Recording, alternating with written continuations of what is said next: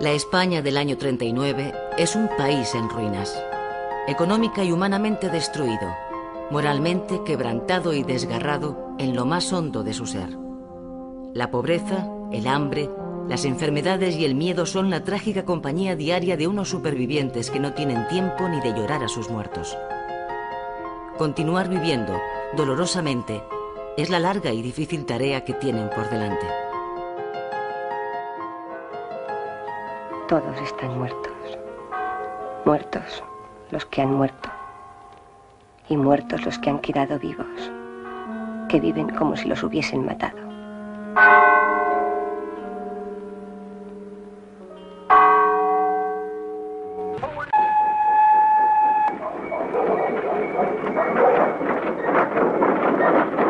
¡Preparados! ¡Prisa! ¡Aquí! ¡Cuidado, repetir! La dramática escasez de alimentos en la España de posguerra hace florecer un colosal tráfico ilegal de víveres. Es el llamado extraperlo, que abastece el mercado negro.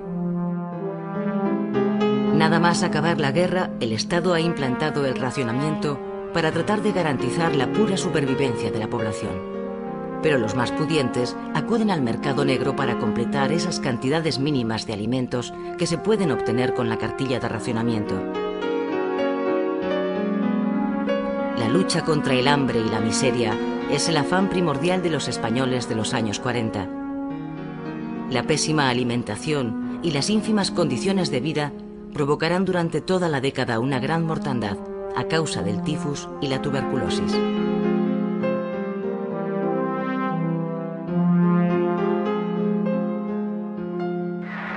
El problema de la falta de alimentos se hace dramático a causa de la sequía que devasta el campo español durante los años 44, 45 y 46, los más secos del siglo.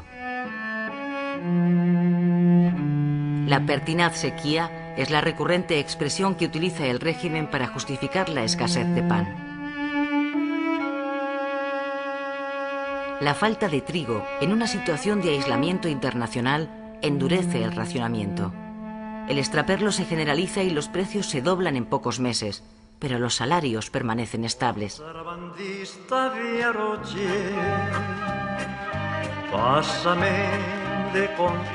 Es tanto el descontento social que el propio régimen organiza en 1948 una manifestación contra el extraperlo al que culpa de la escasez. El sueño económico del franquismo había sido desde el final de la guerra conseguir el autoabastecimiento. Su pretensión era que el país fuera capaz de producir todo lo necesario para la vida y la industria nacional sin necesidad de realizar intercambios con el exterior, es decir, la autarquía. A comienzos de los años 40 el gobierno pone en marcha el Instituto Nacional de Industria, el INI, con el fin de impulsar desde el propio Estado la industrialización de España.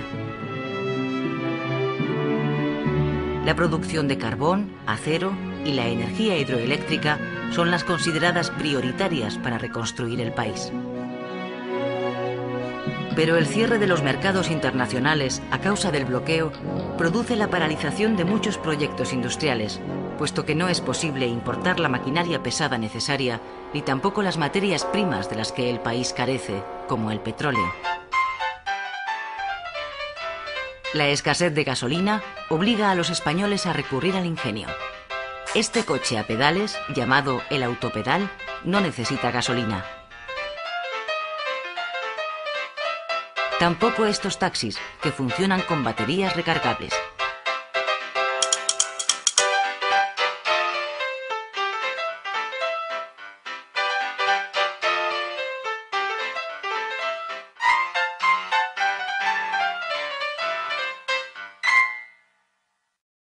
Francisco Franco, caudillo de España por la gracia de Dios. Esta es la leyenda que alrededor de la efigie de Franco lleva la nueva moneda de una peseta que se pone en circulación en 1948. Franco que empieza a ganar la batalla de su supervivencia en el poder gracias a la Guerra Fría y la consiguiente suavización del aislamiento internacional de España, se decide, tras 12 años en el poder, a poner su cara en las monedas españolas.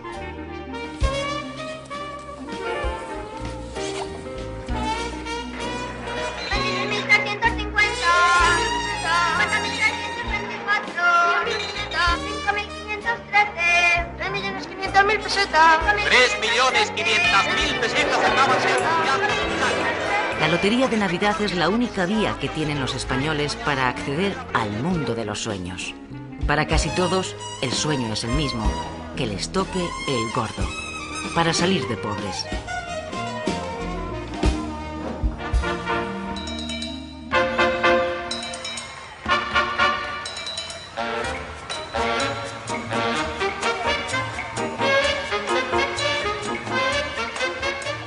Los años 50 traen a los españoles la esperanza de que acaben, después de tantos años, el hambre y las penurias. Esa esperanza se cumplirá a mitad de la década, cuando España recupere por fin el mismo nivel de vida que disfrutaba antes de la guerra. En 1952 desaparecen las cartillas de racionamiento y el racionamiento de los alimentos de primera necesidad. Ya se puede comprar libremente pan.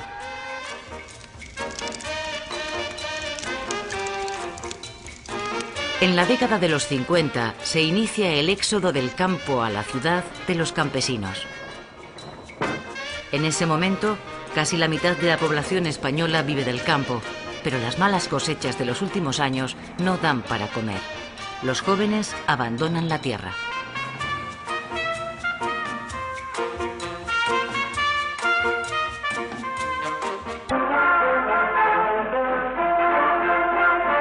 España ya tiene un rascacielos. Se trata del edificio España. Tiene 27 pisos y 117 metros de altura. Es el más alto de todo el país y pronto estará listo para ser habitado.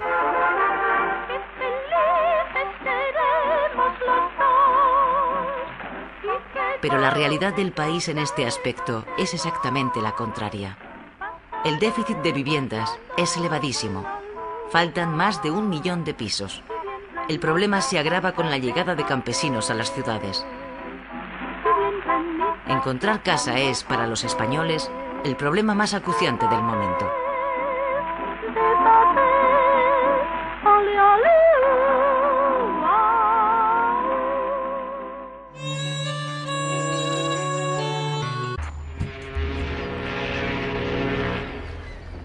En 1957, España está al borde de la bancarrota. La política económica basada en la autarquía está estrangulando al país. Ya no quedan divisas, ni siquiera para importar las materias primas imprescindibles para la actividad industrial. Franco se ve obligado entonces a cambiar el gobierno para reforzar el área económica. Técnicos católicos, miembros del Opus Dei, se hacen cargo de las carteras económicas. Son los llamados tecnócratas. El agravamiento de la situación obliga a Franco a dar un giro radical a su política económica.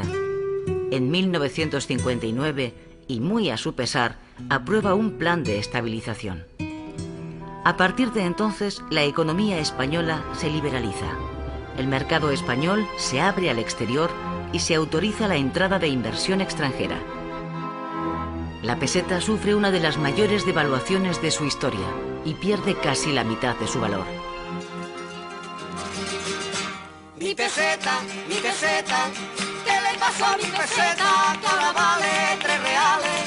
Yo me vuelvo majareta por la gloria de mi padre.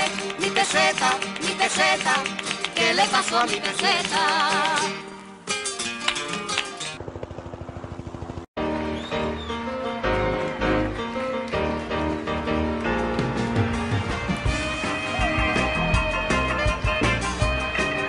Los años 60 van dejando definitivamente atrás los años negros de una posguerra brutal, amarga e interminable. Los primeros síntomas de recuperación económica aparecen con la publicidad. Son los apuntes iniciales de lo que va a ser la sociedad de consumo a la que poco a poco se van a incorporar los españoles durante la década.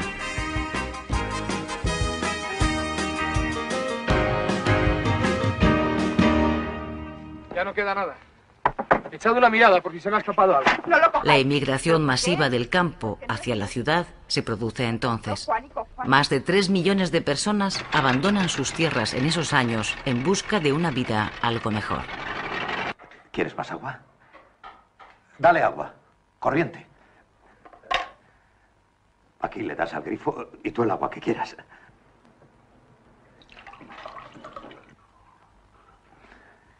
Y esto es otra cosa grande.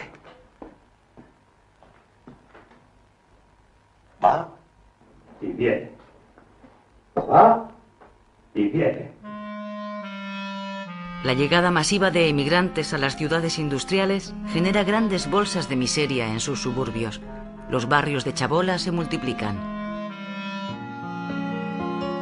La escasez de viviendas y la especulación del suelo disparan los precios de los pisos a niveles prohibitivos para el sueldo de un obrero.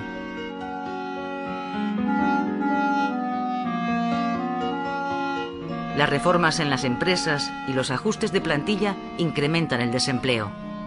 Las horas extraordinarias que suponían un complemento imprescindible del salario de muchos españoles desaparecen.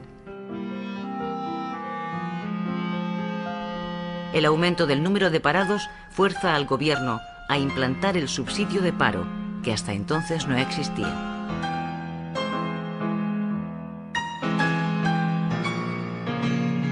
Un millón de trabajadores abandona España durante la década de los 60. Emigran a los países industrializados de Europa: Francia, Alemania, Suiza. Una parte importante del desarrollo económico español de esos años se va a financiar con las divisas que envían a su casa los emigrantes. El plan de estabilización consigue producir en los años 60 un espectacular desarrollo económico. Durante toda esta década, España mantiene un crecimiento medio anual del 7%. La industria se convierte en el motor del crecimiento. El país se industrializa de modo acelerado. España deja de ser un país eminentemente agrícola. El desarrollo es tan notable que el propio régimen lo bautiza como el milagro español. La propaganda del nodo se lo recuerda una y otra vez a los españoles. Los aviones que surcan nuestro espacio, las líneas de transporte, los chorros de agua que ríen en los aliviaderos y el humo de nuestras chimeneas, que no es el humo de una vana ilusión, sino el testimonio real de un esfuerzo logrado, son el feliz augurio de un brillante porvenir industrial de la España actual.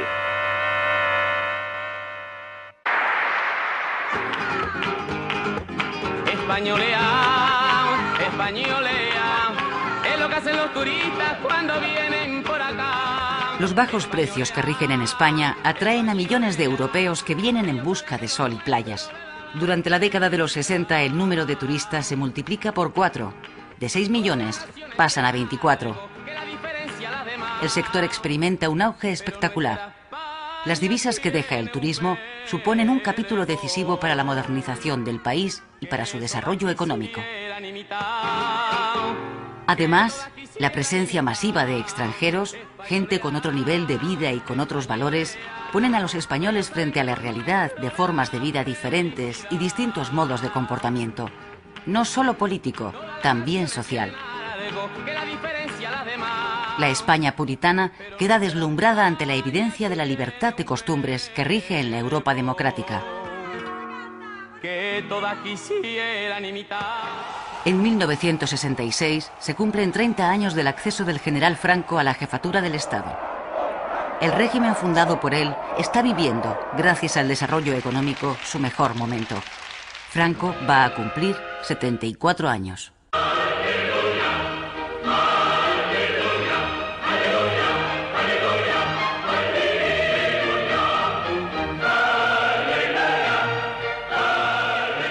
En los años 70 y después de una década de espectacular crecimiento, España ya ha dejado de ser un país agrario y subdesarrollado y se ha convertido en la 10ª potencia industrial del mundo.